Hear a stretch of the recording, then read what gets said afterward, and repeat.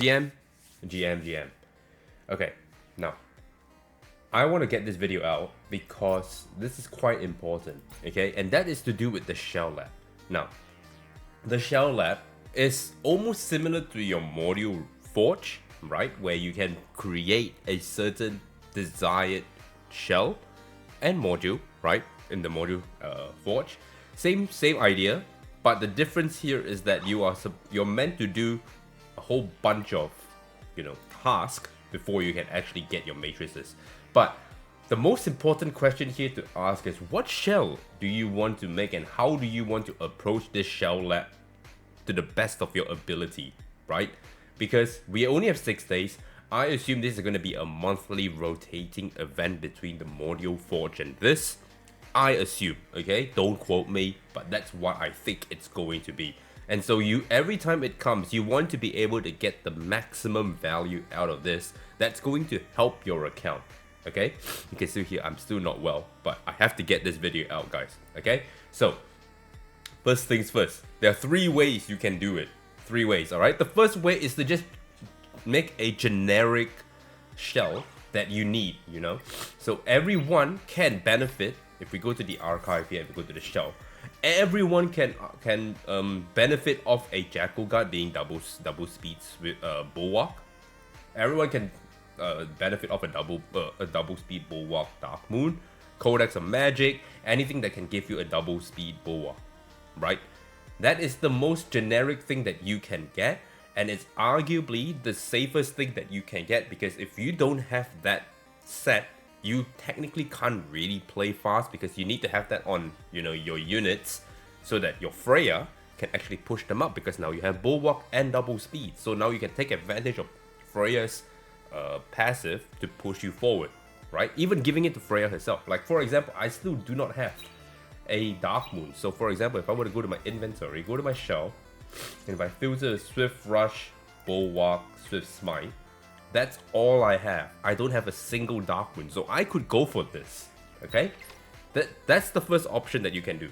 Go for something very super generic that that everyone can use, anyone that you want to play speed on, or just your general initiators, because let's be real here, a lot of you who are playing turn 2 don't have the speed, right?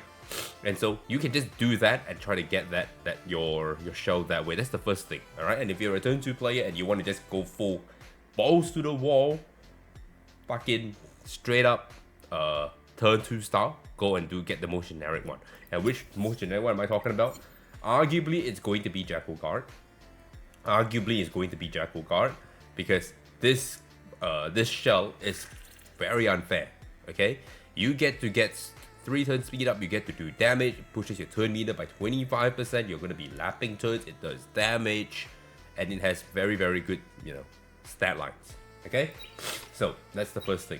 The second way that you can build, you can make a shell is okay, finding a unit that you want to, specifically play and build, and make its perfect shell for it, so that you don't have to ever, worry about that shell ever again. So for example, you can see I have Lilith at level 50, but she is not geared because I do not have the perfect shell on her, right? This is an example.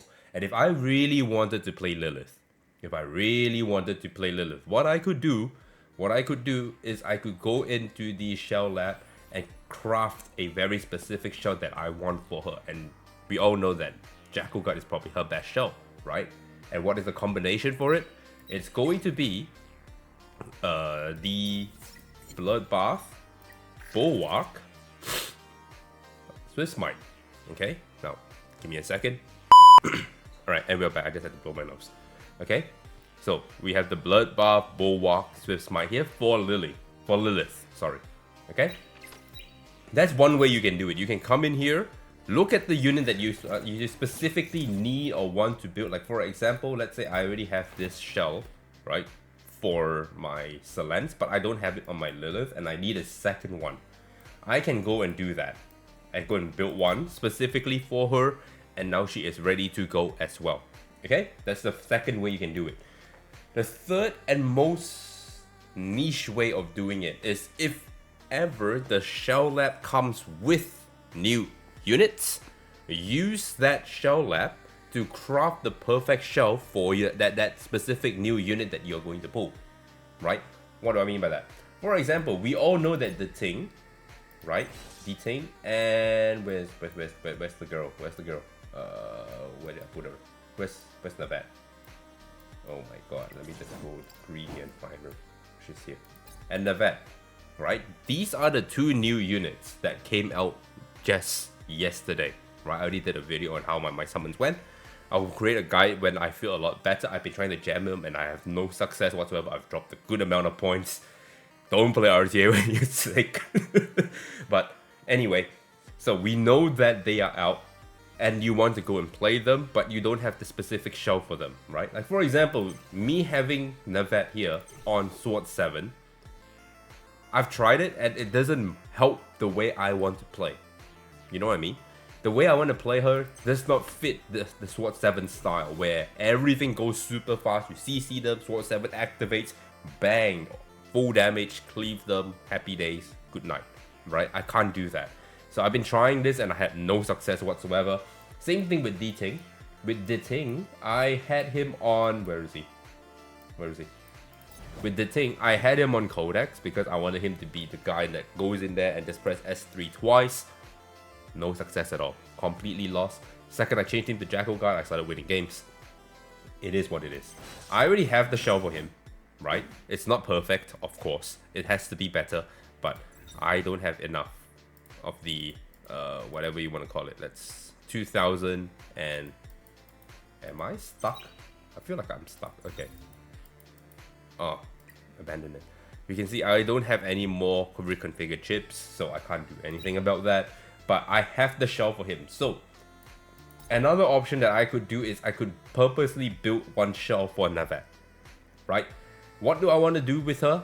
That is what I have to think about. Okay, so I know that I can't play CC to the caliber of, let's say, like Aeon in my guild, where he's arguably the best CC player that I know at the moment, and he's in the guild, of course, so shout out to him.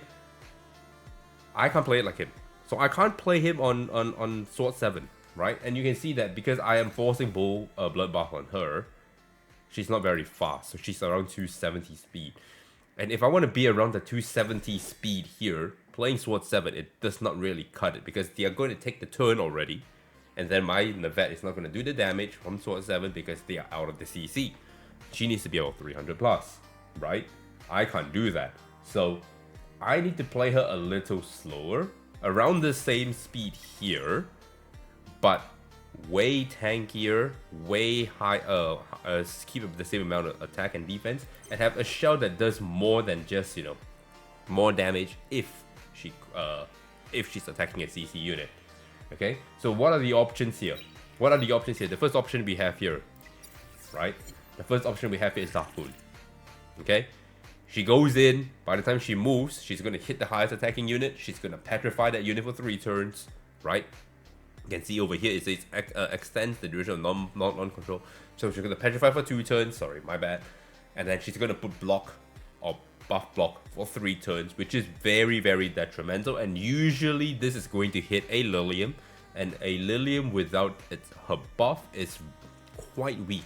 Because she's not getting the speed up, she's not getting the attack up, so she's not going to get the damage and the speed to rotate around quick enough. And so this can hurt Lilium a lot. Okay, that's your first option here. You can build this, right? Bloodbath, Bulwark, Swift Smite, because you're making it a little bit slow already, or even Strive for that matter could even work. Okay, so Dark Moon is one of them. What are the other options here? Jackal Guard, of course, we don't have to talk about that. Jackal Guard is like arguably the best shell that you can create in this shell lab, depending on what you want to do with it. Another option that you could go with, right, is to play her on count. Play her on count because the Life Leech and giving her more attack to scale with effect accuracy also works here. Okay, so you can play her on the Swift Rush. Give her, one set of the what is that? The Onslaught, right? And hard press the what do you call it? The Bloodbath, right? Almost similar to how you would build a Lord Lilian, but you're using count instead with Onslaught here and Swift Raid here to bump the attack up. okay? Because her attack is not great, and you need to push the attack as hard as possible while keeping, you know, about 200 effect accuracy so that you can get both of best of both worlds. You could do that. So if you don't have that shell, craft it. Just craft it, okay? And that's the 3 ways that you can use this shell lab to the best of your capabilities, okay? The first one is to just make something super generic everyone can use. All right, you're gonna roll its passive to be super generic. You know, you're gonna go speed, you're gonna go some form of assault or dauntless, nothing very specific, and then you're just gonna go with maybe HP, because HP, everyone can use HP. All right.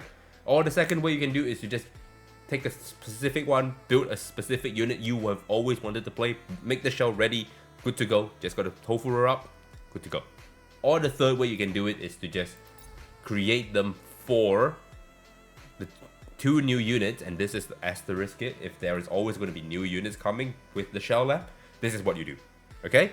Build the shell for them and call it a day, all right? That's my guide. That's how I would think and how I would do it. Hopefully this helps you guys. Like, comment, subscribe. Tell me if you found value in the comments. Tell me if this is what you're doing. Catch you next time.